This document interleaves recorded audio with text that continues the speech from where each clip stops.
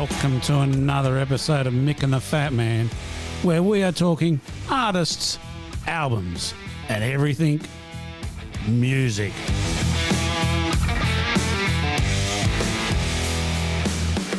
Well, welcome everybody to another episode of Mick and the Fat Man, returning for a fourth season. It's great to be back again. Mick, good to see you.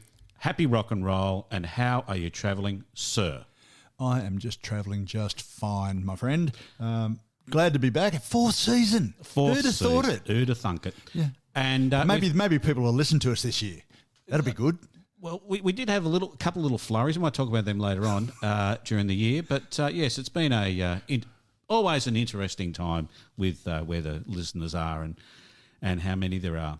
Mick, we've had Christmas in between since I saw you last. Anything exciting for Christmas? What did Santa bring you, mate? Believe it or not, a couple of rock biographies. Wow. You've never read one before, have you? I was really surprised. I didn't know what they were. I thought, I got one about Glyn Johns, and we've talked about Glyn Johns and his work with the Rolling Stones and pretty much everybody else in the early 70s as a sound man. Yeah, great. I got this great book, science fiction, it's called The Spice Must Flow, and it's about all the movies, books, and sequels and what have you to Dune. I was going to say, I assumed it must have had something to do with Dune. Yeah, new movie coming out this year too. Oh, can't wait! The last one was really good. I was really surprised at that young bloke Timothée Chalamet. I thought, how's he going to go as Paul Atreides? But he did a really good job, and I'm looking forward to him growing into the role. I thought it was a great movie. And the other thing is too, now that they're they do really good special effects and all that sort of stuff, they'll run this out for about 30 movies, I'd say. Well, that should see us through. one every couple of years. Yeah. On our deathbed, we get to 100, we might see Dune 10. That's it. Great grandchildren of Dune. Yes. Well, I was very lucky to receive a chainsaw on the end of a long pole so I can trim things. So that's handy. I should have brought it down. We could have trimmed something. Couldn't agree more. I don't know what. There's lots of native bushland outside the door. The that chair there, I think we could trim the chair. It's a bit high. I think a bit low. Needs to come put down, it on the roof and I'll trim it while it's up there. Oh, good idea. So yeah, I got that. That was pretty exciting. And I also recently bought a book of record covers. So all the pictures of a whole bunch of record covers, which I haven't got yet, but I'm going to get. Excellent. Maybe it's time to revisit that. Well, I'm thinking what we could do, we could show them on the podcast. That's a good idea. Yeah. We can say, hold it up, say, look at this, another one from Hypnosis. Yes. So anyway, that's that's Christmas done and dusted. Well, that would have been good. In fact, talking about record covers, everyone's saying, well, why don't you do a YouTube podcast? And I say, look, the reason we do radio is because we've got great faces for radio. Yeah, look, we could put a video up, a camera up and take a video, but it would be dull. Extremely dull. Unless you chuck a brown eye every now and again and talk that through your arse, Jim Carrey style. Wow, that's the nastiest thing I ever heard. Thanks, Groucho. Yeah. Anyway, let's move on. Now, Mick, I've decided to do a little bit of a rearrange of the show. I want you to get out that beautiful big pink Globite bag, travel bag, with luxurious interior. I know it'll be bursting at the seams, but get it up on the table there and just unlock it. Yep. All right. Well, what have you got inside there, buddy? Mate, that's why it took so long to bloody open, because it's been strained. It's got the 250 greatest guitarists in the world, according to Rolling Stone. Plus, it's got all the other people who should be in that list and to replace the 250 greatest guitarists in the world that are in Rolling Stone's list. Fantastic. Well, I'll look forward to getting into that. But first, a little bit of housekeeping. I think you've got a couple of emails you're going to work us through, mate. I did, mate, I did. And the first of those, I'm just querying whether all of our listeners are called Peter, because I got two from Peter from Sydney, and they're both different. They're both different Peters. Oh. The first one... There's only the one, isn't there? in the whole of Sydney, I would have thought. Yeah, it's an uncommon name. But the first Peter is Peter from Mackay, who's now Peter from Sydney. Good old Pete. Yeah. He was Longreach. Yeah. Up in the Qantas. Pete gets around. Up in the Qantas 747 in Longreach, waiting for us. He's getting it all ready for us to come and visit. Yeah. And I'm a little bit offended because Peter the other day sent me a note saying, "Is this new pink Globite suitcase real?" Oh. And I was horrified. Arrows. I thought, how dare you bloody ask me that? I mean, arrows. The best suitcase in the world. I went to fucking Melbourne to get it. Of course you did. Jesus Christ. It's just not fair. Pete, lift your game. Pete, I'm looking at it now. And I can tell you what, when it comes to big pink things, this is one of the best. Absolutely. Absolutely. Now, the other Peter from Sydney. Yeah. Also from Sydney, but apparently really from Sydney. Oh, right. Like not pretend. No, not pretend. Not from most of country Queensland and then moves to Sydney and claims he's from Sydney. This guy. Well, so Peter, he sends an apology first of all. He says, "I've been meaning to send you an email, but I've been too lazy. I didn't think you'd want to hear." And now that we've got it, I'm delighted with his little story. He's another email. Everyone's fascinated with Globite school bags. Ah, fantastic. So Pete tells us that he used to be a copper. All right. Yeah, and he said, "Look, I had a mate when I was in the force at one point who had a Globite school case that he took around in his patrol car with him. Yeah. Yeah. He painted a face on it and used to talk to it."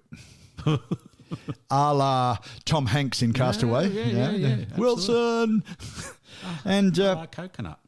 yeah, something like that. Exactly right. So he'd be writing up his paperwork back at the station, tickets and stuff. And they've got all this statistical crap they've got to do. Yep. And, make sure they hit the quotas and all those good things. Saying things like, talking to the suitcase, the face on the suitcase, saying, "What'd you think of him? He was a goose, wasn't he?" And all the while, he's just talking to the case. That's a bit weird. It's a little bit weird. It takes all kinds, as they say. Takes all kinds. And it's good to see people slightly mad in our police force. It's great to see inclusiveness. No one would have believed it if you hadn't told them. You wouldn't have believed it, would you? Absolutely. Not in a million years. Well, So- that's good news. It is indeed. Well, and then something completely different. We got an email from a new listener, a fellow by the name of Nick Farmer, who said, "Thanks, guys. I've listened to a couple of episodes. I think they're terrific. I'll keep listening. But let me give you a suggestion. Why not do an episode on a fellow by the name of David Lindley?" All right. Now, we know David Lindley. He's played with a lot of bands from the West Coast of USA, and including our mate Warren Zevon. Right, indeed. Yeah. So I thought that's a terrific idea. I've done a bit of the research on David, and he's got a great story. Yeah, it's played lots of guitar-based instruments, and I can't wait to talk about it. And we'll probably talk about that 4 or 5 episodes from now. And but I thought that's a great idea, but why not go further? Yes. Let's use, if we're going to do David Lindley, let's go on and talk about other supporting artists, the ones who don't get the headlines, the ones who are the ones who make the artists look and sound terrific. It is actually a very good idea. There's I think I've mentioned before, there's a documentary about I think it's called Hired Gun or something like that. Oh, yes. About all the support musos who are paid a salary. They're not in a band or anything like that. And how their life can be fantastic working with a muso for 20 years, or just shit when the muso decides, fucking dump them. Go on. Yeah. And so there's quite a few good stories there I think we can certainly delve into. And I think that'd be nice to sort of dole them out throughout the season. So we'll see how that one goes. But in a few weeks we'll come out with something on David Lindley, and I was thinking someone like Mick Ronson might be good. Yeah, sure. Mick's, for those of you in the know, would know that Mick started with Bowie when he started to be big, and he was the driving guitar force on Ziggy Stardust and the Spiders from Mars. Yep. And he got dumped somewhat unceremoniously, which Bowie tended to do with all of his musicians. But Ronson went on, had a good career. He worked with a lot of other English musicians, particularly Morrissey. Our friend Morrissey, Mr. Misery Guts. You saw Misery Guts recently, didn't you? I did. I saw Mozza just before Christmas, and he was good. Sadly, the sound was crap. Now, that was at the State Theatre in Sydney. Oh, really? Yeah, normally the sound's pretty good. It wasn't the venue. I think his mixer needs to be shot and someone who knows what they're doing get into place. It sounded almost like Morrissey was fighting his backing band. Oh, okay. Yeah. So the mix wasn't great, but he was really good, and the way he played, he's now getting on. And yeah, he would be. Yeah, he is. Yeah, and it was almost as if the band had to, like they did How Soon Is Now, because the concert was billed as 40 years of Morrissey, so they couldn't get away without doing any Smith stuff. Yep. So they did How Soon Is Now and almost butchered it. Oh. As in, this is Johnny Marr's signature song. Mm. The guitar work. Let's do it badly. Yeah, well, pretty much. that sound, they just chopped that to buggery, which I was really disappointed about. But the rest of the stuff was great. Oh, okay, very good. I forgot I got some a concert ticket for Christmas. They Might Be Giants. So, great. So, but as you do, you tend to buy you have to buy them like about 2.5 years out from when the concert is. So I don't know when the concert's on. It's on this year sometime, but later. Excellent. I hope they're still alive by the time you go to see them. Otherwise, they might be giant. Well, they might be a bit shorter than they were before. They might be giant. And speaking of concerts coming up, how about Ed Cooper is touring in April? Oh, we'll go back and see him again. Yeah, about we go. He's on at the 11th of April in Sydney. Where at this time? The Factory, which it's a smaller venue in Marrickville Inner West. Oh, yeah. It's not a bad venue. I've seen a few people there. Right. I saw Bob Mould there. I've seen Keb Mo, a couple of others. Okay. Small enough to be able to see and feel the way the band's playing. So Excellent. That's really good. So if you like what we've said before about Ed, and we'll talk today about guitarists, and Ed would surely be one of ours. 11th of April in Sydney. Look in Google, you'll find all the dates he's playing all the way around Australia. Excellent. All right, that'll be great. We highly recommend it. We saw it I think it's the same concert, is it, that we saw? The Exploding Universe of Ed Cooper, yep. Okay, with the same band. Excellent. The drummer and the keyboards guy. Really fantastic. Good, really good band. Well, we'll look forward to that. So, all right. Knocking on heaven's door. I feel like I'm knocking on heaven's door. Knocking on heaven's door. Knocking on heaven's door. Mick, the passing of Shane MacGowan last year. A sad moment, totally unable to be foreseen. The thing I was excited about to see, there was a little photo of him in the hospital bed not long before his passing, but he had a full mouth full of teeth. Somebody else's, no doubt. All fashioned for him. So he looked quite nice. It was like a gallery with a whole lot of artists' impressions of teeth. He was smiling, and he had his hair combed and all that sort of stuff. So he was looking pretty good. But I just thought we might just have a play of this from the funeral, which is Nick Cave doing a bit of a song for him.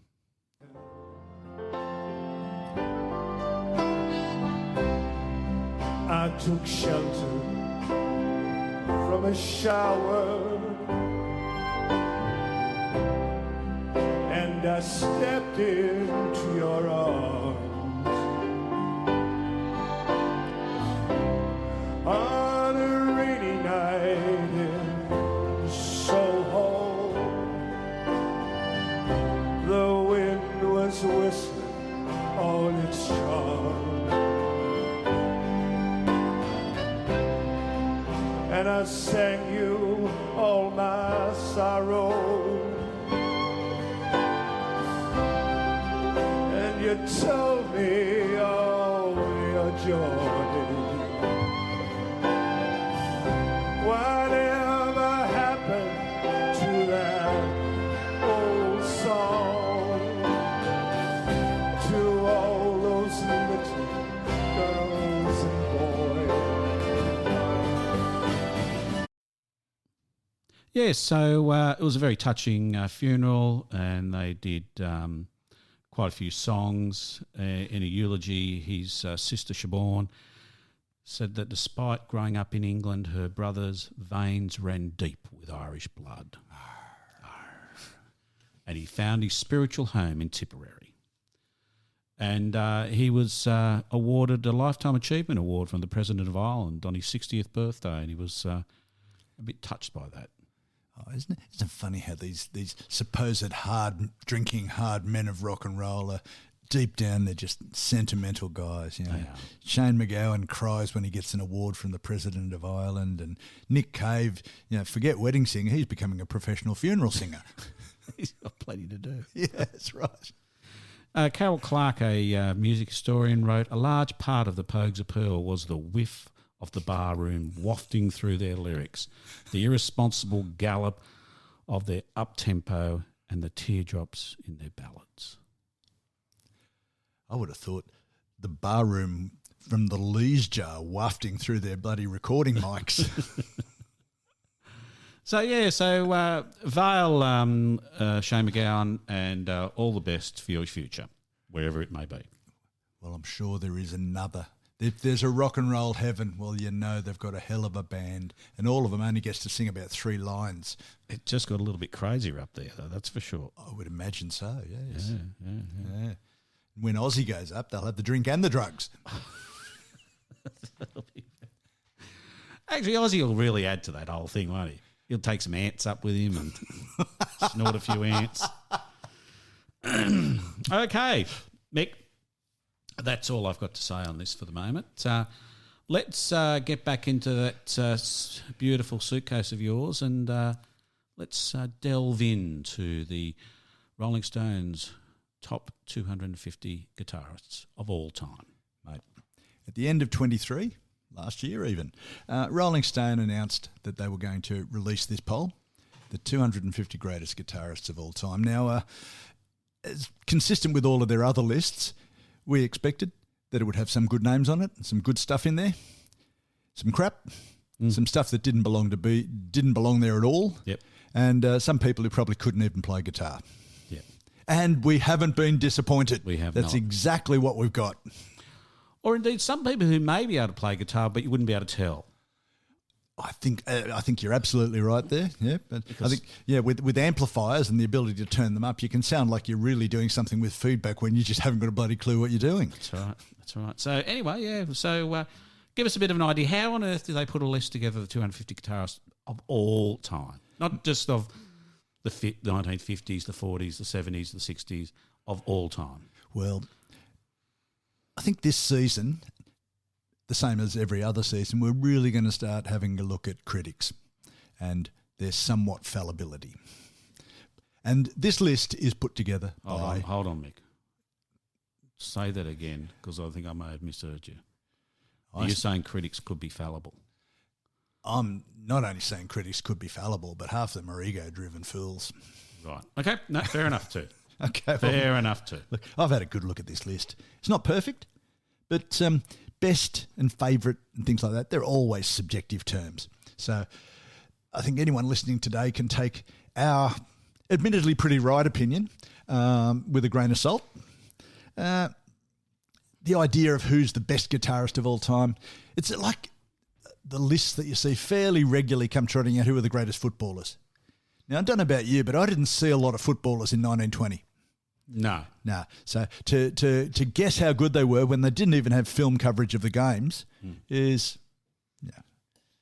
it's sort of like a taste test without any taste. And the thing is that I know how much you love your footy. I know how much you're sporting mad. I can't get enough sport, mate. Can't get enough sport. Oh, you take your rock books to the footy and you read them and watch the game at the same time. Get a nice cup of coffee, sit down on the stand. Bovril, get a Bovril. Get a Bovril, yeah, with my little scarf in the middle of winter. Lovely. Yeah, and it's the police or the Smiths or something on the scarf. Yeah. Because apparently that's what you've got to do at the football. You've got to wear somebody's scarf. Yeah, that's it. Yeah, you know all about it. Yeah, I'm right on. Look, best of anything is probably a ridiculous concept. It's very opinionated, very ego-driven by whoever's put the list together. But Rolling Stone's made it an art form. Rolling Stone, the best singer of all time, the best guitarist of all time, the best bands, the best albums.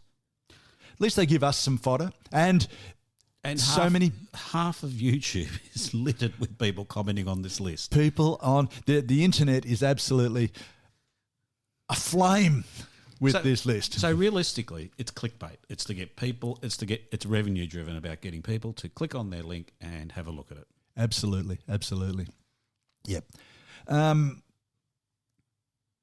When you have a discussion, and when we said last year that we were going to talk about this list, I had lots of people contact me and just talking to people in general about this list, and some of the responses, depending on what people like. Yeah, like I had one guy, I had Ryan from Sydney. I had a good long chat with him on the phone, and he's a bit of a heavy metal head. He's in a Pantera tribute band, believe it or not. And he and I have had many a chat about the merits or otherwise of Metallica and Dave Mustaine of Megadeth. Yeah, all my favourite bands. Oh yeah, no, I love them all. Yeah. I love them all. There's no similarity between them at all. And that's right. And you head straight down rabbit holes. Or lamb holes, as the woman on last year's quote would have us believe, when it comes to this sort of discussion. Yeah, you need a few beers and plenty of time. And it becomes whatever you like, whatever you're a fan of, that becomes your evangelical mission to convince everybody else. You know, like the stuff that I like isn't necessarily, there's some crossover, but it's not necessarily the stuff that you like, although I'm trying to educate you. And we didn't mention we've got a live audience today. We've got Nick here listening and hanging on every word. He is. I wish he'd put his dick away though. It's weird. Oh. I thought you'd be used to it by now. Yeah. That's what we like about a live audience. We do. A bit of exhibitionism. We love him dearly. Yep. So, needless to say, if you haven't gathered by now, if you've never listened to us before, we're going to put shit on this list. A lot of it. But look, how do you use a poll like this? It's not meant to be accurate beyond a certain point. It's certainly not meant to be definitive because they don't bother justifying anything that they put into the list. One paragraph to define someone who's at number 2, the second best guitarist in the history of the world. One paragraph. Yeah. Get a grip, boys. Yeah. You're supposed to be journalists. So you use this poll to reinforce your own opinions. You show how cool you are, that you know so many people, and we must be pretty cool when you're a lot of the people on that list, except for the guy who is a hit in the Dominican Republic playing salsa music. There's a fair few people I don't know. And many of those ones I don't know are because they're not guitarists. Really, they're just a band. They're just part of a band. Absolutely, and it's also good when they have two people occupying one spot, two people from the same band. We'll talk about that a little bit later. Yeah. They've left themselves so exposed for criticism, and as you say, the internet. All you got to do is search for that list, and you'll find page after page of discussion. Go on YouTube, you'll find as many videos as you care to watch about the list. Yep. And most of them are in high praise of it. No, I haven't found any. But you can use it to find new music. I found some of the people on that list, I didn't even know they played guitar, but I had to listen to some of their stuff, and there's some interesting stuff in there, really good stuff. There's plenty of good bands in there, really good bands, who I would listen to again. But I wouldn't take the guitarist out of that band and say this is one of the top 250 guitarists of all times. Absolutely. Yeah. This list has been put together as Rolling Stone lists always are. Yeah. They call 30, 40 journalists or people with some context in the music industry and say, give us your top 10. Tell us who you'd like. And did somebody say, here you go? It's the compiler takes inputs, the editor, whatever you want to call him for this list, from a large number of interested parties. That's fine as far as it goes. But looking at this list, you're going to see the interested parties really don't listen to much rock and roll. No, and if you go back a while ago now, they did a top 100 guitarists, and that's a lot more guitar player driven. Yeah. Obviously different viewers, different era. We've come forward and realistically, maybe the time of the rock guitar legend, rock god, has kind of moved on a little bit. No, only half of them are dead. So we're kind of trying to replace them with with a style of music that really is not like it was back in the day. Yeah. Look, justifying what's in the list, they haven't tried. They said in a text intro to the list, it said, "We value heaviness over tastiness." Now, what the bloody hell does that mean? I don't know. Maybe it means shredding over picking. Who knows? Who knows? Feel over polish. So if you're a good player, but you're a bit shy on emotion, you're not going to stand anywhere near as good a guy who can't really play very well, but by gee, gets into it. Invention over refinement. Yeah. Yeah. So Invention over refinement. it's a good one, isn't So it? I've invented this song. It's not very good, but it's very original. I think that's what that means. Yes. And In fact, it's actually quite bad, yeah. but it is original. Yeah. That's the sort of thinking that gives you Sid Vicious. Okay, so I for me, this list shouldn't exist. No. Just shouldn't exist. Yep. Move on. Yeah. We can't. We wouldn't have an episode. No, We've done all no. the preparation for Yeah, it. okay. So So we keep- have to talk about it. Keep going. Keep going. Look, given everything that and there's a few other criteria that they claimed there, risk takers and originators more than technicians. Well, okay, to a point. But if you're going to be a risk taker or an originator, they say that to break the rules, you've got to know the rules. And I really got to say, some of these people perhaps can't even tell us what the rules are. Yeah, so if you're going to break them and be a bit iconoclastic, to use a historical art word there, Iconoclastic. iconoclastic. I like it. Smashing the icons of the past, the beliefs of the past. Into their clastics. Breaking up into the various classics that make them up, yes, yeah. Greek word. And they talk about great songs and game-changing albums. Game-changing albums. Yeah, there's a bit nasal there. Not just impressive playing. Well, Wait. Whoa. Roll back. Excuse me? Roll back. Not just impressive playing. not just impressive playing. I So would if have you've got a thought great song with shit playing, you're in. It has to have impressive playing because we're talking about the best guitarists in the history of the world. It's fast. The guitar has to be impressive. They've vanished so far up their own fundamental that they've forgotten what the list was about. Imagine sitting in on the meeting where they came up with this. I don't think it needs... No, I don't think it needs to be fantastic playing. No, good point, Trevor. Yes, I'm thinking that maybe what we need to do is talk about the milieu of the whole sound, and I don't think we should concentrate solely and wholly on just the guitar playing for a list of guitar players. Well, and while you're talking about it, what the hell's who's this Clapton and who's Brian May? Isn't he a cosmologist? I think they're David past Gilmour, isn't he? He brings the mail, doesn't he? They're past it. There has-beens. They've gone... we don't need to go back anymore to these old rock and roll types. They're kind of the boomers of music. Sorry. Yeah, they're the guys who fueled the boom in music. No, what we really need to do is go back and find some 1940s guitar players that people haven't fucking heard of them to show that we really are trendy. Exactly. One of the great media analyses I've read of this since they've released their list is, this list shows that Rolling Stone is fundamentally irrelevant to music. Which I can see, they've always had a political bent, and now I think it's probably a little more than bent. I think one of the thing about they don't need to be a great guitar player is it feeds into their own little world, because realistically you could pop over to Nashville and go and look at about 2,000 or 3,000 session musos that is living in Nashville, and they will all be as good or better than 2/3 of the guitarists on this list. Absolutely.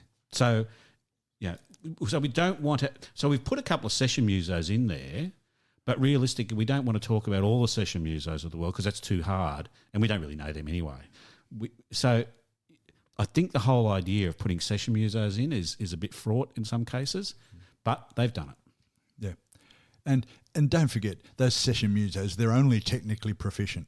They don't have any feel.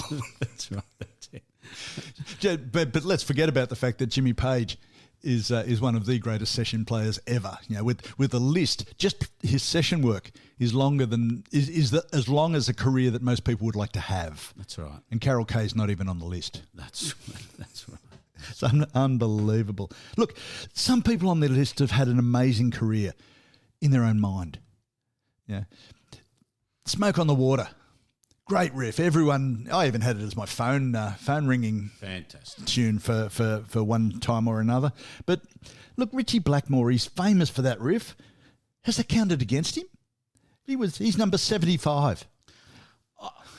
As a young fellow, we would often have Which you were once. We would often have the conversation: is Richie Blackmore the greatest guitarist in the world?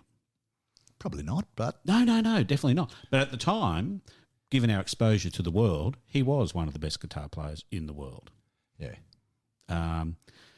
Is he a good... Yeah, he's a great guitar player. It's fantastic. But... Yeah. 75? Probably... I think that's probably not a bad number. Yeah.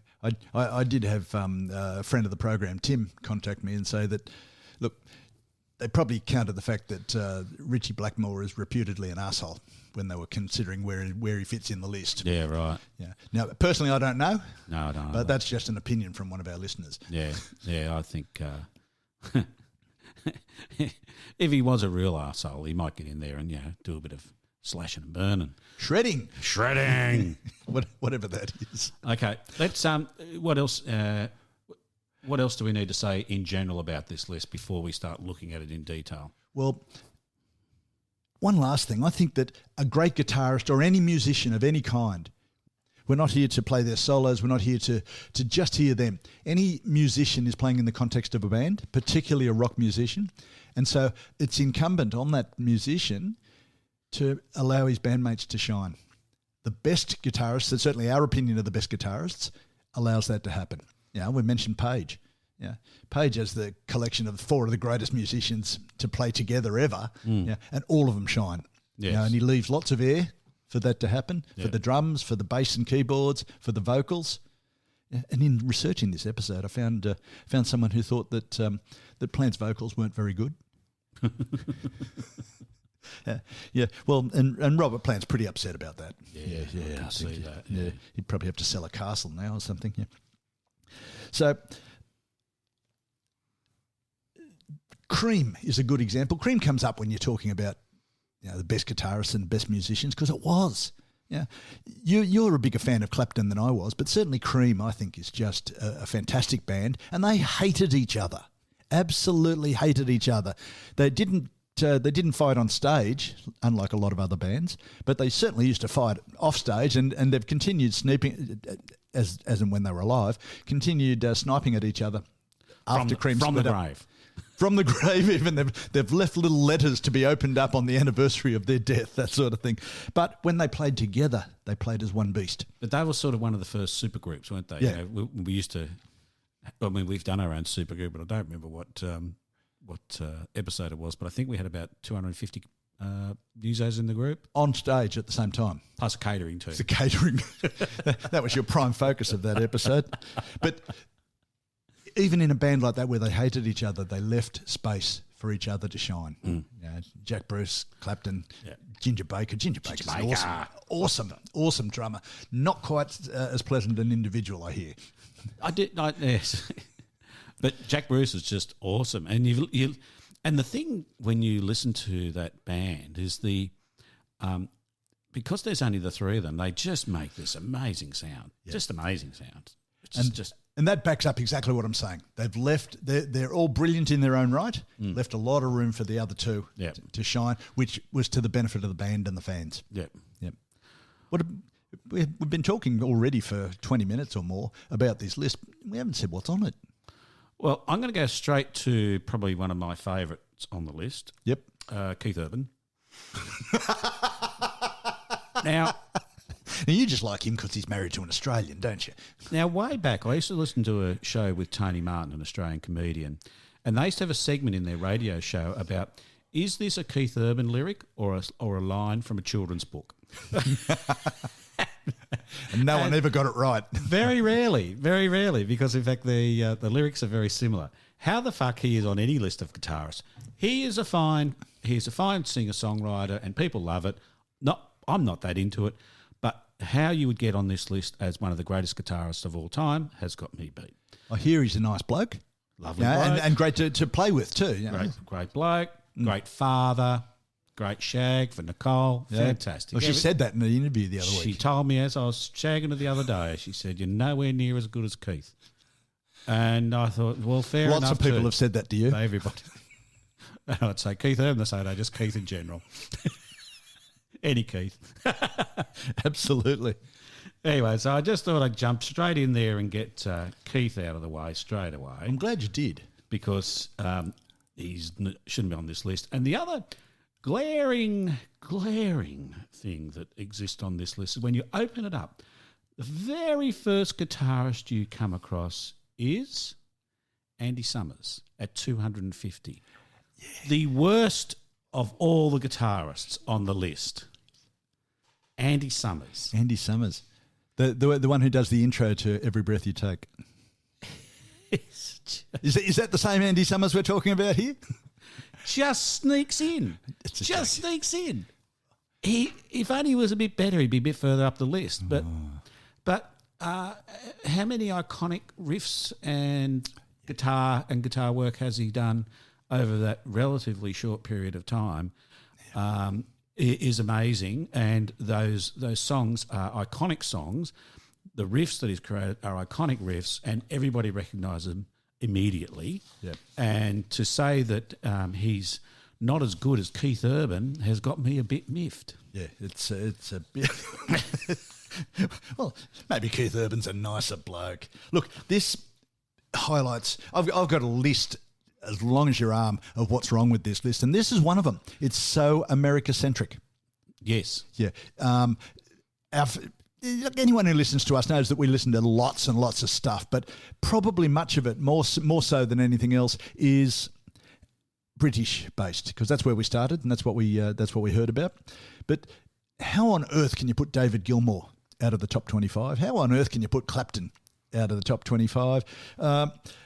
Others that we've really raved about, Steve Hackett, 216 on the list. So he's nowhere near as good as the guy who plays salsa guitar in the Dominican Republic.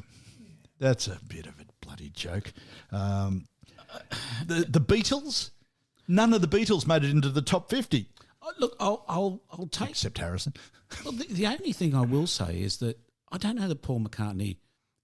He's a bass player, really. He's a very good bass player, and his guitar work is not renowned as really, I think, as his strong point. So 173 better than him? Yeah, I'd say there are. Well, there easily would be if they put the on right this list. Not on this list. No. He's a great guitarist. Yep. I mean, a great bass player, but I don't think he's. I mean, within the Beatles, his work has is not really about his guitar work, and Wings is not really about his guitar work, because it's more piano and Wings, and bass. Wings is a great ensemble group. Yeah. Singing McCartney songs. Yeah. Yeah, and who can go past Wings? You know, the percussion on Wings is just fantastic. You know, they're a great band, but anyway, the tambourine is really good. She could be on the list of the world's greatest tambourine players. Greatest tambourine players, indeed. But that's jumping way ahead. Yeah, sorry. Give me another. Keep going. You keep going for a bit, and just knock yourself out for a little bit. Look, you know I don't like doing lists, but I'm just going to do a list now. I'm just going to give you what they reckon are the top 20. Yeah, good idea. Guitarists in the world ever, in the history of the world. Yeah. Hendrix. Aside from some discussion about whether he should be 1, 2 or 3, there's no discussion there. He's obviously one of the best ever. Chuck Berry. Don't know. I'm happy to have someone say that, you know, Chuck Berry's pretty good, and he is. You go back and listen to some of his stuff for what he did. But number 2 in the world, Jimmy Page, number 3. Again, as long as they're in the top 10, I think that's reasonable, because it's very much an opinionated thing. Eddie Van Halen. Never been a fan of Eddie Van Halen, but he is bloody good. Yeah. He is very good. Yeah. I'll be honest. If nothing else, the solo he did in Thriller was just fantastic. Yeah. No, he's very good. Jeff Beck at number 5. I don't think you can separate some of. I find it difficult to separate some of these players. Sure, the top I 10. agree with you. Yep. But is Beck that much better than Clapton? He's number 5. Clapton's 35. Oh no. Yeah, exactly right. However, I did see a special many years ago. Dancing in the Streets was a British series. There's a bit where they're interviewing Jeff Beck, and he says he met when he was talking about meeting Jimi Hendrix, and Jimi Hendrix walks up and goes, "Oh, you're Jeff Beck. I idolise you. Here, I stole one of your riffs." Played it back to him because Hendrix was well renowned for always carrying a guitar with him everywhere, and so he played a riff that he stole off Jeff Beck in one of his songs. Isn't that cool? Everything I've heard about Hendrix says that aside from his prolific drug use, he was a great guy. Yeah. Which also counts with what I said before. Give some air to your fellow players. And just reminding people that I did see his plaster penis in the penis museum in. You've done it all in Reykjavik. So very handy. Yeah, I wonder if Sister Rosetta Tharpe was represented in that museum. I didn't. No, it's a penis museum, not a vagina museum. Okay, fair enough. Yep. I think you got to go to Mona for the vagina museum. Of course, that's the one in Tasmania. That's right. That's right. A wall of them. Let's not develop that. Let's go on to the next one on the list. Nile Rodgers. Excuse me? I wouldn't. Good guitarist. Yeah, so what? Just. He's produced a lot of music. He's done a lot of stuff. I hold him responsible for the decline in in the quality of Bowie's output after Nile Rodgers produced Tonight. Bowie went downhill after that. Oh, okay. Dramatically so. B.B. King. Sure. Yeah. You can't argue with that. With B.B. King being high on the list anyway. Yeah. Let's not quibble about small numbers. Yeah. Joni Mitchell. I'd never thought of Joni Mitchell as a great guitarist. Had listened to some in light of this list, and she's a nice guitarist. Done about top 10 in the world.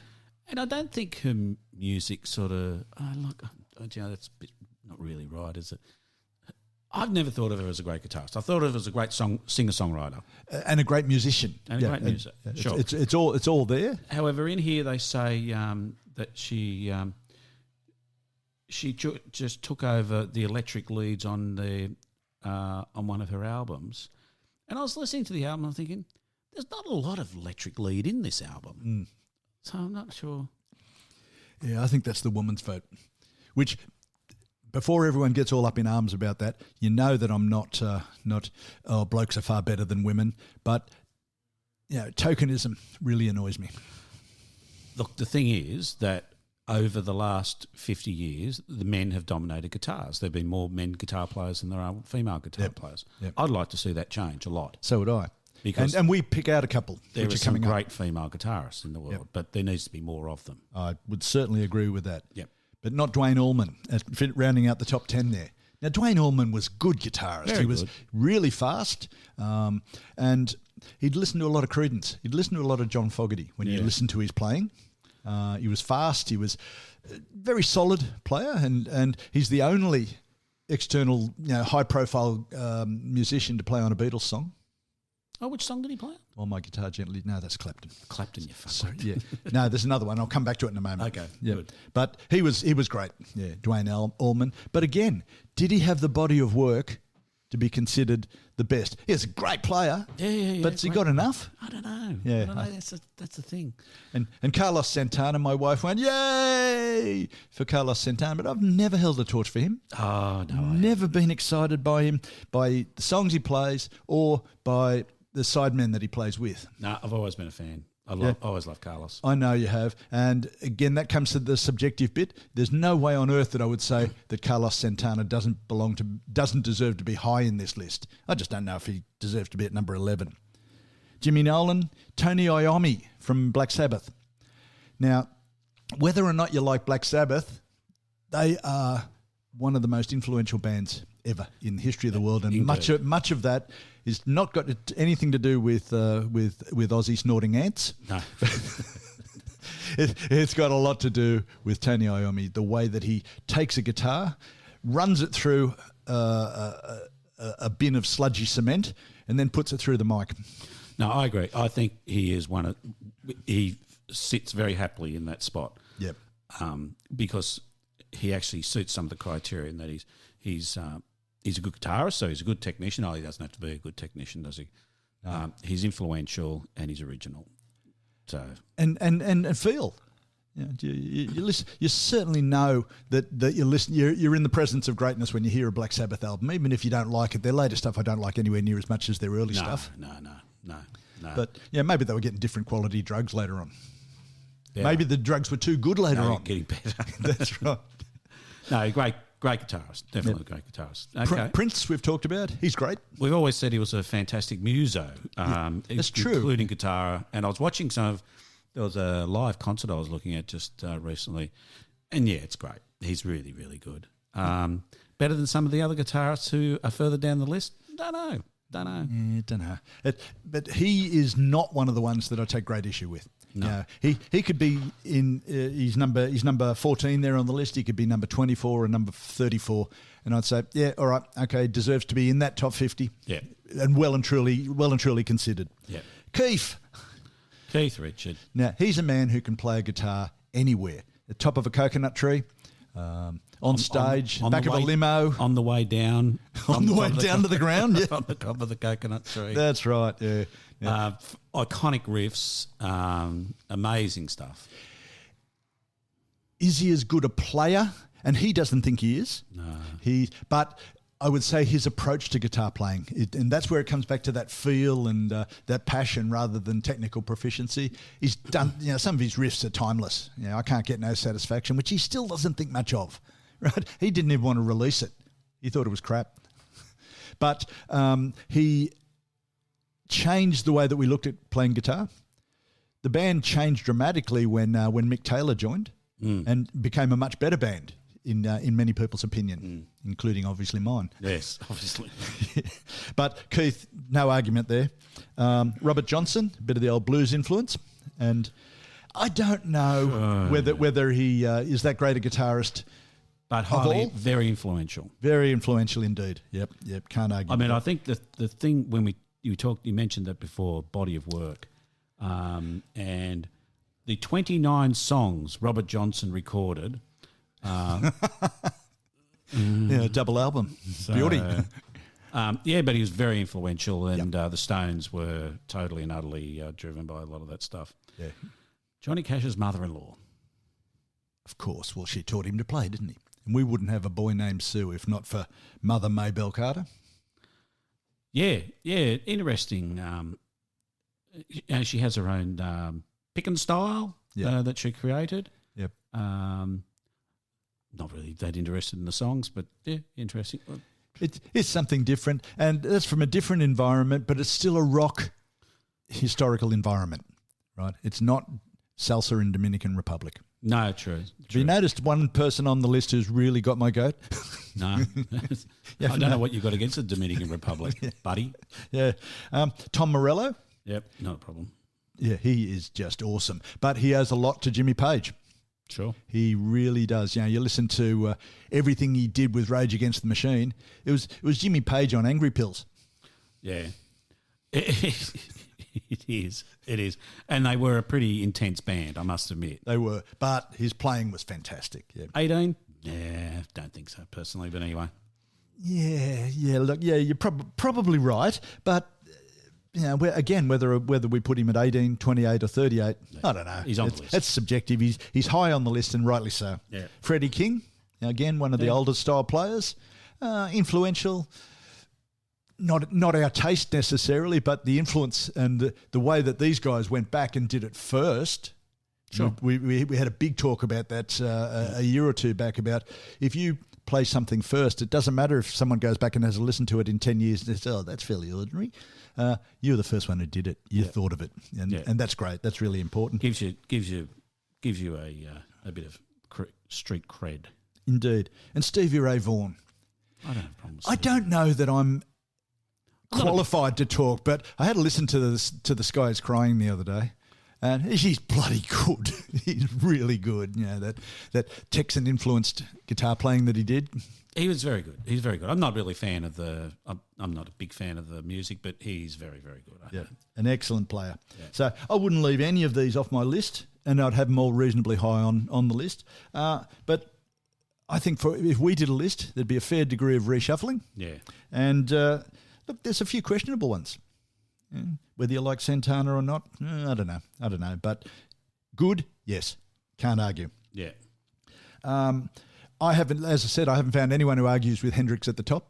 Whether Hendrix is 1 or 5, it's there's no difference. Yeah. It's just Hendrix is one of the gods. Yeah. Of rock. He's playing. Look, he's influenced nearly every bloody major guitarist since 1960. That's right. Ish. He was only learning in 1960, but even he worked the Chitlin circuit. The southern black music. The other circuit. The other side of the line. Absolutely. Yeah. And James Brown fired him because he was too bloody good. And all along the Watchtower. If he did nothing else but all along the Watchtower, he'd still be in my top 10. Yeah.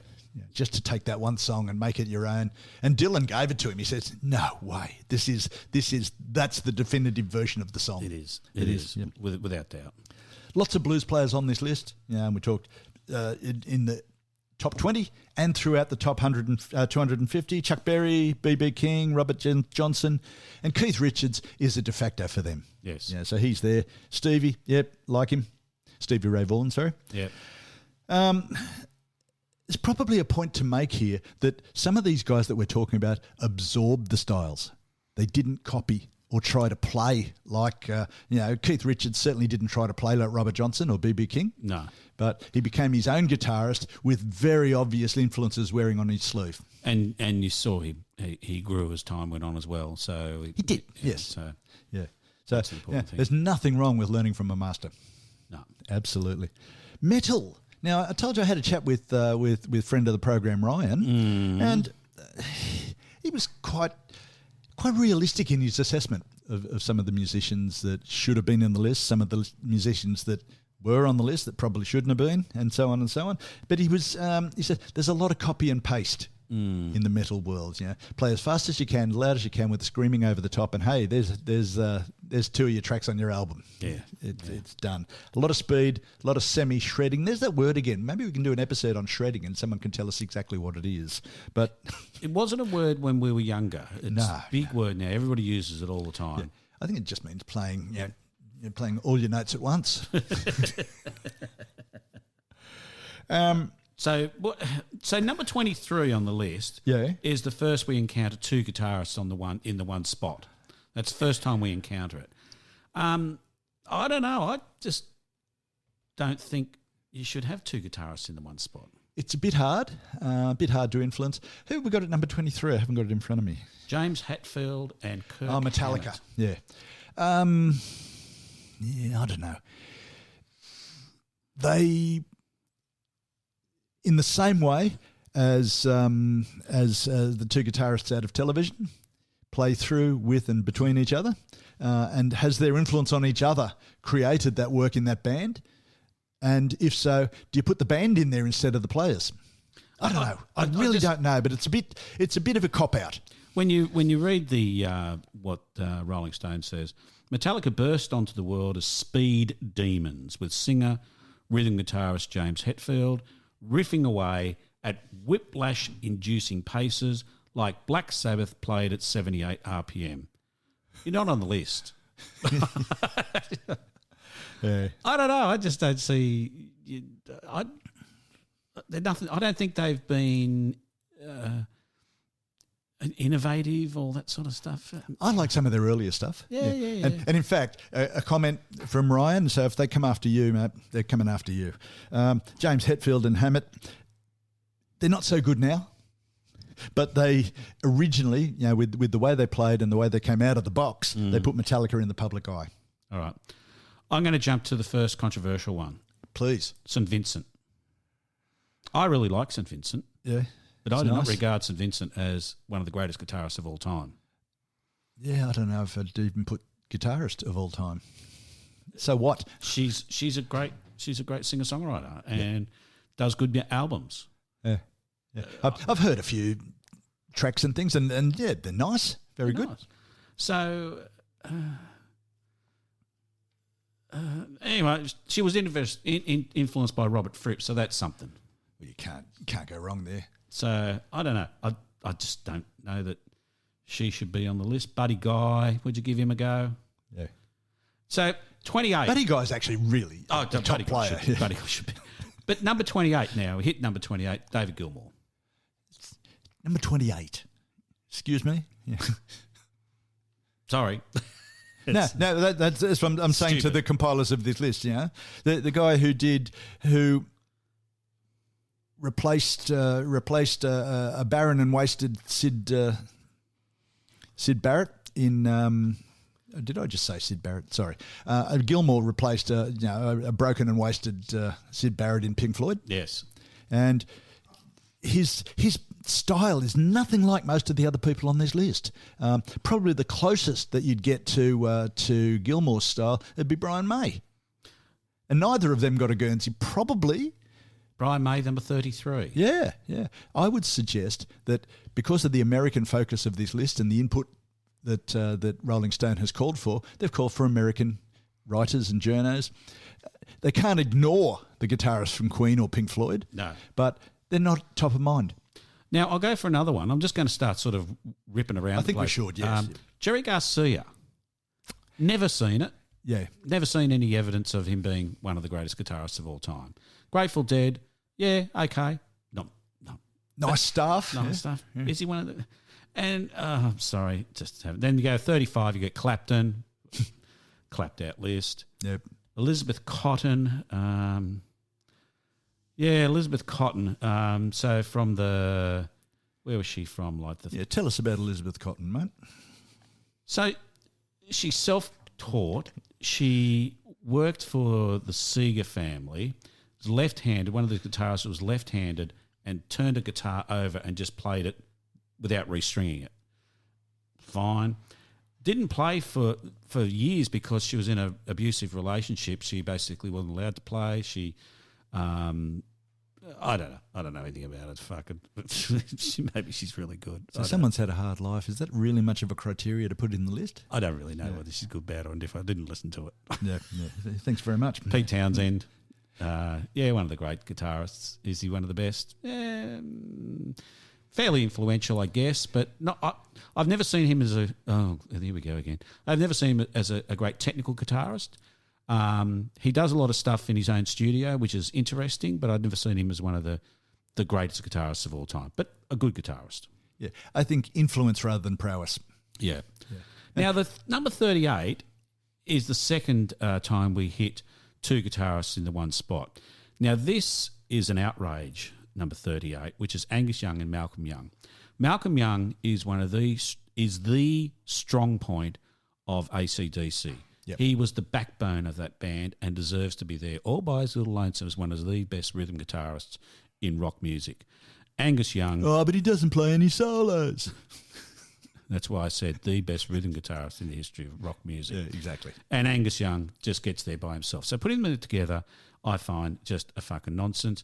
And that's because they're Australian. It devalues. Well, to make it even worse, they're not even Australian. No, they're Scottish. I went back and listened to the sensational Alex Harvey Band episode. Yeah, because I was talking to a Scotsman the other week. And I said, have a listen to that album. You'll hear us doing really bad Scottish accents. And it made me think that there are so many great Scottish musicians. Primarily in Australia. Maybe they all came out here. That's where the boat left from. And, of course, the other one that is not on there, didn't get on there, is Jimmy Barnes, and I don't know why he's not on there. As a guitarist? He could be in the list of the greatest singers, and we could take issue with that list as well. Johnny Ramone. Seriously? You got to be fucking kidding me. At 44. Yeah. The 44th best guitar player in the world. He can barely fucking string two notes together. Yeah. I mean, fucking hell. Look, I love the Ramones. I'm a real fan of their stuff, particularly their early stuff. but it's questionable. Their body of work is questionable. Their early stuff was really neat, and they popped out lots of great stuff through their career. But really. Give you another one that's a little bit controversial. Not that he shouldn't be on the list. The Edge. I think he should be on the list. Should he be at 47? The Edge has a distinct sound. He relies a lot on technology, so he relies a lot on delay to give him that signature U2 sound. I wouldn't. So once again, he's not the most technical guitarist in the world, but really has created a signature sound for one of the biggest bands in the world. I'll just stop you there. I think the way Edge plays is nothing but technical, and I do love him. I really everything. Up until say 10 or 20 years ago, U2 couldn't do any wrong. Joshua Tree is still the best. One of our top 25 albums. It's a wonderful album. The way that they played, but you talk about delays. You talk about the way that he feeds his guitar through filters and things like that. It's all technology based. Yeah, and he does it beautifully. So I was thinking about a technical guitarist, as opposed to technology. I think it's unfair to split them. I think because you're going to leave Johnny Marr out of that list as well, because Johnny Marr and the Edge are of a pair. Both of them use the studio to enhance the sound of their guitar. True. All right, let's just move on. PJ Harvey. Let's move on. She gets a big rap because she can play loud and was Nick Cave's girlfriend. Yeah, doesn't do a thing for me. I'm really struggling to see where all the excitement is. And I've listened to a few of her albums, because I thought maybe it's me. And I thought, nah, it couldn't be me. Look, it probably is. But I've never been able to get excited about PJ Harvey. No, and we did one of her albums in the ripped her unfortunately apart. Yeah, we didn't. And I don't like to do that, with someone who's well regarded. But you got to do it. Mark Knopfler. Technically, great guitarist. Don't know if I get excited about it. I don't find a lot of excitement in the way he plays. Certainly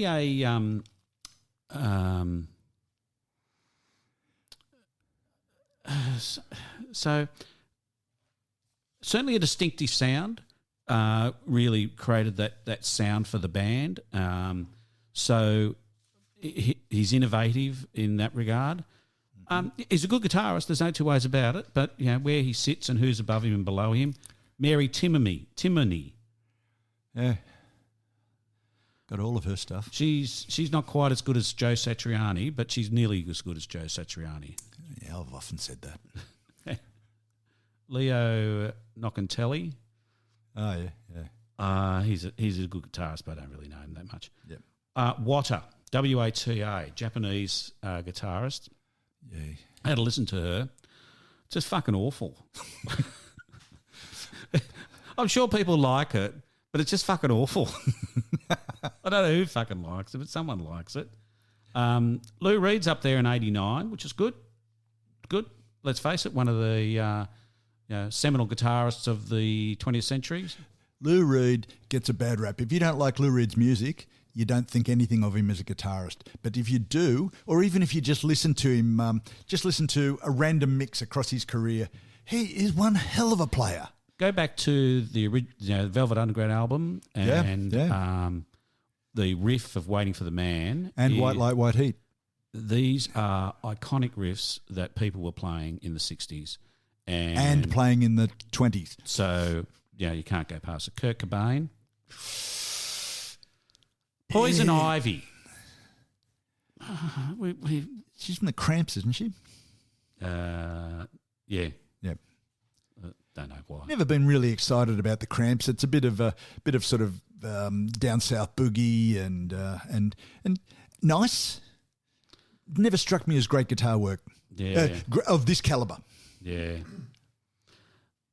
Derek Trucks. Yeah, the Allman Brothers. Yeah. It's actually his nephew, isn't it? It's his Butch Trucks' nephew. Yeah, I don't know. Yeah, and what's the female guitarist in that band as well? Tedeschi or something. Teskey. what's her name? Teskey. No, she's in the Teskey. Is she in the Teskey brothers or whatever? Yeah, they're nowhere near the Allman brothers, No, but they've got brothers in there now. Now, here's another one. Ernie Isley. Yeah. Now, I was listening to the songs that they said you should listen to, so as Voyage to Atlantis as one of the great songs to... Now, Ernie is in there and he plays a couple of licks and that's it. Now, I can't tell you if they are some of the... there's about 20 seconds worth of sort of guitar in there and they sound very nice.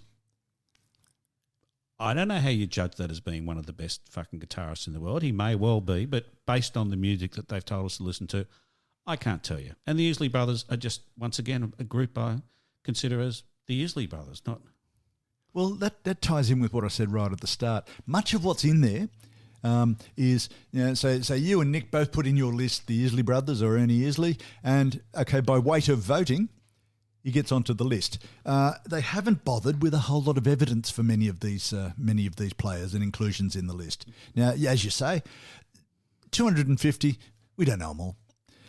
No. And look, he may well be a terrific player, but I can't say. You can't say. Yeah, let's come on, Rolling Stone, give us a bit more than this. Give us some backing rather than picking a couple of tunes that don't really answer the question. Tosin Abassi, I had never really known him. But I did go and have a look at some of his stuff. Holy fuck, can he play? Yeah. Holy shit. Well, that's one of the good things of the list, introduce you to new players. Yep. So that was pretty amazing. And I'm just going to go get a few more. What about Nita Strauss? Now, we've had a couple of jokes about Nita Strauss, playing for Alice Cooper. Is that a criteria for anything at all? But look, she's been Alice Cooper's guitarist for a long while, and one thing Alice Cooper does is, includes it's not just Alice Cooper singing. He's got some great music and some great production through all of his work. Some of his later stuff, a lot of his later stuff, I'll be honest, isn't really up to the mark of his early stuff. But so what? And I had actually a woman I was talking to was talking about Nita Strauss, saying that someone like that today, who is a top line guitarist, she's still playing for Alice Cooper, but she's in demand to play for other bands and a touring guitarist, so she can deliver it live, which is really important. She's used her looks and style, and she's not an unpleasant looking young woman, but that opens the door for other female players. Yeah. So if you've got someone at the top of the line playing for Alice Cooper and other top line bands, girls are going to say, well, okay, if she can do it, I can do it. Susan Tedeschi is Derek Truck's of course, yes, partner. Of course. Yeah, I read that. She's very good. Yep. She's very good. I couldn't remember. I knew that I couldn't quite get the relationship. Yeah. Sorry, Nita, you're out. Joe Perry, yeah. Yeah, so what? Bob Mould, there you go. 134, Bob Mould made it in. Yeah. I know you're a fan. I am. I've been listening to, because I want to do, I'd like to do an episode, in the next couple of months on Bob Mould and Husker Du, because he's got a pretty long career. And his approach to guitar is beat it over the head, play it as loud as you possibly can and then turn it up one more, and find some melody in there if you can. And he's done that. I think his approach to guitar is probably... For mine, it's better than the Ramones. It's different, but it's still in that same vein of play it loud, play a very, very solid rhythm line, and put some melody and some lead over the top. Yeah, and he's great. In fact, he's never going to be selling as many records as the Rolling Stones or Bowie or any of that echelon, the godlike echelon. But he's really a nice player, and I'm sure that he's influenced a lot of players. And some of his early stuff, they started out as a band, the 15 songs in 30 minutes, in Husker Du. Yeah. And then as you went along through Husker Du's career, you have New Day Rising in the middle of their career. Same sort of thing, but slowed down and put a little bit of melody and a little bit of quiet stuff in the middle. A little bit of melody. Yeah, a little bit more. There's a lot of bands we all know of that. How many songs can you fit into 30 minutes? Yeah. Type of, and some of them are great. Some of them are funny. We've had a few out here in Australia. But then he went to Sugar, form Sugar in the early 90s and released Copper Blue, which by anybody's criteria is a fantastic meld of driving rhythmic power and melody over the top of it. It really is a cracker of an album, and we'll feature some of that in our playlist. Whichever way you go, the playlist's going to be so bloody long. We're going to filter it down. But Bob Mould, I do agree. I think Bob's great. He's got a lot. Lyrically, he's never going to be Dostoevsky. But you know, he laments the rock star lifestyle and some of his private choices. Steve Howe could only get up to 123, so that's because no one could finish listening to the album. He now kind of has his own band. It's called Yes, but really it's just him. That's cruel. Now, why do people have to be so cruel? One of the modern guitarists who is an insane guitarist, Steve Vai, really is a sensational guitarist. Yeah. He could only get to 127, so poor Still, fellow. that's still halfway along the list. That's not shabby by any stretch of the imagination. What you've got to look at is who's in front of him. Yeah, some fucked players. Nita Strauss got to 129, by the way. Well, there you go. Now, the other one, Dimebag Darrell. From Pantera. Yeah. He is a very good guitarist, actually. He really is. Very fast. His solos, you know, it's a bit like that Weird Al Yankovic clip of Van Halen playing, you know, where his guitar starts to smoke and catches on fire. He plays that fast. Yeah, he makes Richie Blackmore look like a picker. Oh, no. There's another one similar to him that people talk about that didn't make it onto the list was Buckethead. And I've always loved it. But he is another very good guitarist. Yeah, I know. But he wears, what's he got, like a Kentucky Fried Chicken bucket on does, his head? yeah, I think it is. That's so that they can, you know, if he quits the band, they just put another bloke, put a Kentucky Fried bucket on his head, and there's no change in the personnel. No one would ever. Bit of miming. No one would ever know. Yeah. So what about, shall we move on to some of the guitarists that didn't make it onto the list? Oh, that's a big list. Oh, now I was listening to Christone Kingfish Ingram. Surprisingly good. Isn't I've never heard of him. Neither. He's really, really good. He is very good. And very modern. You know, he's a contemporary player. Yeah, no, I really... Yeah. Nuno Betancourt. He's a very good guitarist. Yeah. Very. He is. More flash than feel. I've never been excited with Extremes playing, and the fact that they did, it's a bit like Alice Cooper, who released Only Women Bleed. He did a ballad in the middle of his rock career. They did more than this. Yeah. Yeah, and I thought, goodbye. Yeah, but I've just heard him play by himself. And another one who I used to like a lot was Roy Buchanan, who has since passed. Another Irish player. Another very good player. But so this then becomes a bit of a question because I really like Roy Buchanan as a guitarist, but I didn't necessarily see him as a great innovator. He's a very fast guitarist, very fast technical guitarist. Yep. But is he should be on the list, but just about what reason he should be on the list. Always sort of, some of these people I just, Skip James. Do you know Skip James? Yeah, not well, but I've heard some of the stuff. It certainly deserves to be on the list. Born in 1902. Yeah. Who could forget? So, Rory Gallagher, another good guitarist. Yep. John Maharaja. Can I get it right? John McLaughlin. John McLaughlin. I think you were right the first time. Yeah. He's good too. Paul McCartney's down at 173 though. Yeah. Chrissy Hind hadn't they really thought of as a guitarist, but I don't know why she's on the list. That's one of the tokens that I was talking about. I love the Pretenders and have ever since their first album, where they had two great guitarists, Farndon and the other bloke whose name is Pete Farndon and James Honeyman Scott, both great guitarists, but not her. She's not a guitarist. Yeah, I didn't. She plays rhythm, I think, and nicely too. But yeah, is there anything in the Pretenders' work that makes you jump and think, bloody hell? I know. Nice commercial songs with such terrific guitar playing. Dave Davies. Dun, dun, dun, dun, dun. Dun, dun, dun, dun, dun. Yep, that's it. If he'd never done anything else, that riff is so influential.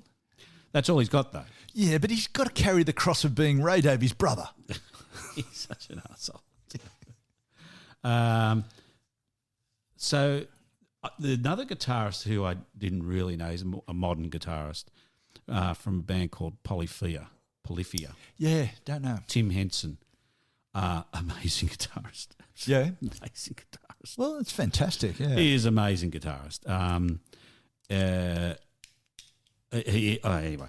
But their band is very sort of prog, but very good. We're open to that, man. We like Genesis. Yeah, but yeah. Before.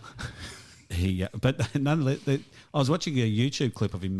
Him and the band, they had put together a competition where you would win his guitar, and you had to do a copy of one of his guitar solos, which was quite good because there's people that do Play it. a copy.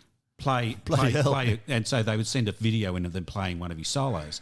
And, the first one is, this guy doing it really, really well. Next one is a person's playing it on sax, and then all these sorts of weird and wonderful things. It's quite good, and they're quite... So they were giving away one, because he actually plays an Ibanez, but it's a custom-made Ibanez just for him and stuff like that. Anyway, John Lennon made it on 159, by the way. He did, yeah. And Larry Carlton... Oh, Pat Metheny got in, thank God. Yeah. Which he should have. Okay, so let's just talk quickly about who didn't get in and who should have got in. Australians. There's no bloody... Other than you pointed out the Youngs and Roland S. Howard. Now, he's from the Birthday Party. Yeah. And look, I like the Birthday Party, full of death and destruction, but I've never really listened to it as a... Wow, what virtuoso guitar playing. There is lots of good guitar playing and lots of angsty, screaming sort of stuff, and you've got to have that to play against Nick Cave's early work. Yes, certainly do. He was certainly a leader in the take as much heroin as you can and destroy everything around you group. But is he that good? I don't know. Certainly, I love lots of birthday party stuff. Maybe, yeah, let's not argue too much, but where's Tommy Emmanuel? I don't know. Where's... Tommy Emmanuel, one of the most amazing guitarists. Absolutely. And some of the things I've read and watched on YouTube and other articles in other magazines and online says Tommy Emmanuel is one of the most criminal omissions from this list. Yeah, and it's because it's an American-focused list. Yeah. Tommy Emmanuel, very much focusing on playing at home, playing in Europe. And you listen to him play, he's so good. He's just amazing. What about, given who's on the list, I think Ed Cooper should be considered. Yeah, that round looping sound that he gets with the sort of rhythm and a lead on the same guitar. And being an original member of one of the most influential punk bands in the history of the world as well. Absolutely. Just quietly. And the guitarist in that band, and they're nothing if not a guitar-led band. If you can get the Ramones in there, you can't leave the Saints out. You can't leave the band that influenced the Ramones. No. Which they did. Yeah.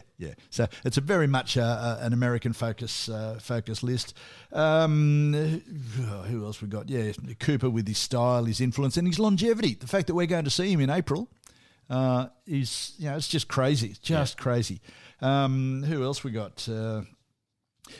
I still keep flocking back to the fact that it's an American list and they leave all the great English players out. Yes. Yeah. Look, I know it's opinion, and I have, if nothing, I have opinions. You do. Yeah.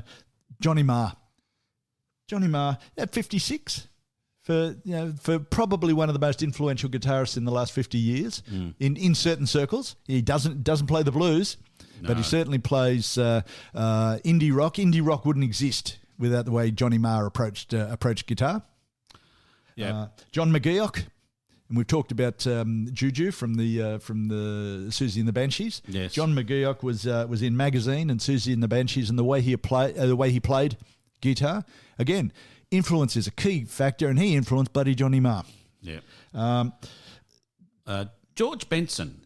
He's really a top player, isn't he? Very jazzy. Sure. But there's jazz players in here. That's the thing. There's jazz play.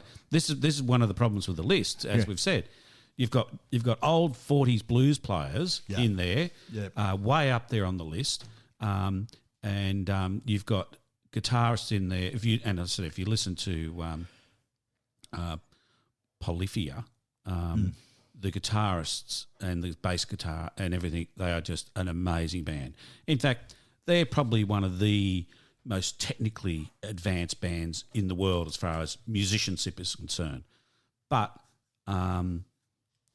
they've sort of, I think you mentioned it before, the students exceed the power of the teachers. You know? Yeah, absolutely. And you think about where we are now, but so many guitarists go to guitar school or university and come out with a Bachelor of Music with guitaring and all this sort of stuff, and they know every bloody musical bit with this and that, and I don't even know half of the shit. But they are amazing guitarists, and in fact, better than many of the guitarists on the list by no stretch of the imagination. Yeah. Alan Holdsworth is one of the most technically advanced guitarists ever. His ability to move around the fretboard is just sensational. Yeah. If I'll put a couple of links up in the show notes of Alan Holdsworth on YouTube. It is just a delight to watch. And he regularly appears in all the alternate lists. He does. As replacement for this list. Yeah. He died, unfortunately. Well, that's a byproduct of being our age. He died of lack of life. Yeah. Couple of others. Yeah. Ingve Malmsteen. Yes. Right, yeah. He is bloody amazing. He's amazing. And what about the other fella? A Scot by the name of Zal Clemenson. Yeah. Zal Clemenson's playing, and he didn't just appear fully formed in Sensational Alex Harvey Band. He was in a band called Tear Gas before that, which were renowned. Well, I don't know if loud is one of your key guitar playing criteria, but he was. And he's playing on pretty much everything by Alex Harvey Band over the 8 years that the band was around, and another 20 years playing as the Sensational Alex Harvey Band without Alex. He was a top player. Brilliant. Even the way he played Delilah. Sorry, I'll let you say something in a moment. Go finish it off, because I just want to go to. You finish. Look, I'm just going to say Glenn Campbell. He's so well regarded, and you listen to his play, that picking style that he plays with, really nice. There's no shredding going on. No shredding, but he was one of the most amazing session guitarists. He's played on heaps of stuff. He is a sensational guitarist. I've seen him doing duos with other guitarists and things. He is sensational. He was a part of a loose association of session guitarists called the Wrecking Crew, right? Which, just to even be considered in the same breath as some of those musicians, it's just fantastic. And obviously, they just think he did Wichita Lineman. Yeah. Yeah, it's a nice song. I like that song, but it's not really a contender for inclusion in the great guitars. No. So I think we might have to. I know we could keep on going, but forever. We probably need to give it a rest. One of my favourite guitarists that didn't make it on the list is Al Di Meola, an amazing guitarist. Yep. Has been around for years and years. Obviously not up to scratch of some of the other people that are on there, but never mind. Again, playing by yourself, playing acoustic or semi-acoustic guitars, with a finger-picking style that he's got. Spanish, classical, jazz, really rock. Nice. No matter what your taste is in music, Al Di Meola, he'd be a winner to have a listen to. And we'll throw some of that on the playlist as well. And you can see him playing with John McLaughlin quite a lot, and they are just both sensational guitar players. Yep. But look, I think we might call it quits, old son. we could probably go. We could probably do another show on this. Maybe we will later on in the year. But I'm sure Rolling Stones won't disappoint and get us another list out of something we can comment soon. Well, whatever they put out, it'll be wrong. I know, and that's why it's always worthwhile to. It's a gift. Thank Rolling Stone for everything they've done for us. All right, ladies and gentlemen, thank you very much, and we will see you next time.